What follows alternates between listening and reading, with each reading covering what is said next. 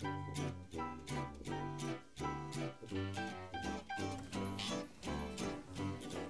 morning po. Good morning. Ano po sila? Si Lucky po. Ako po naglinis na po ng inyong buong bahay. So ngayong araw po ito, tinapos ko na lahat ng gawain para bigyan po kayo ng quality time. So pwede po ba kayo sumama sa akin ngayon? Yes, pwede. Ay, talaga? Okay. Ha?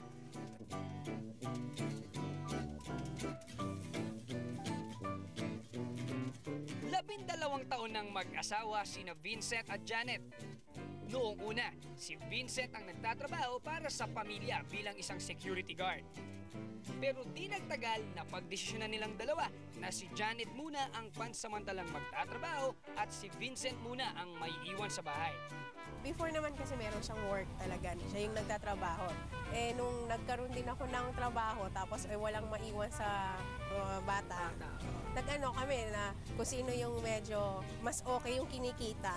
Kasi sa sobrang hirap ng buhay, tinano namin. Practical muna kami. Isang hindi matatawarang sakripisyo sa ngalan ng pamilya, kaya naman para sa loving couple na si Janet at Vincent, isang bonggang treat ang ating regalo para sa kanila.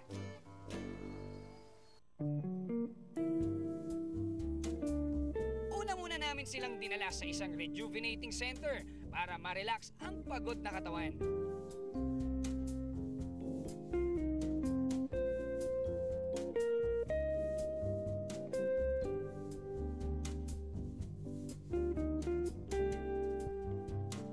Matapos ang pampering experience, naghihintay na sa kanila ang isang romantic dinner.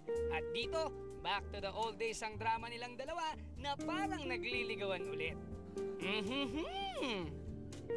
At eto na, matapos ang nakakakilig na dinner, maya-maya, may regalong iniabot si Janet sa kanyang mister.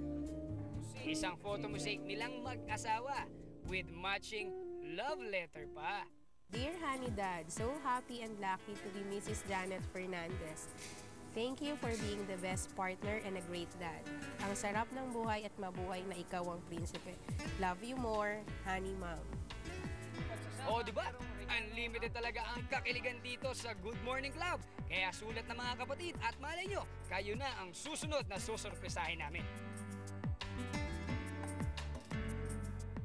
Ang pangalang trusted na may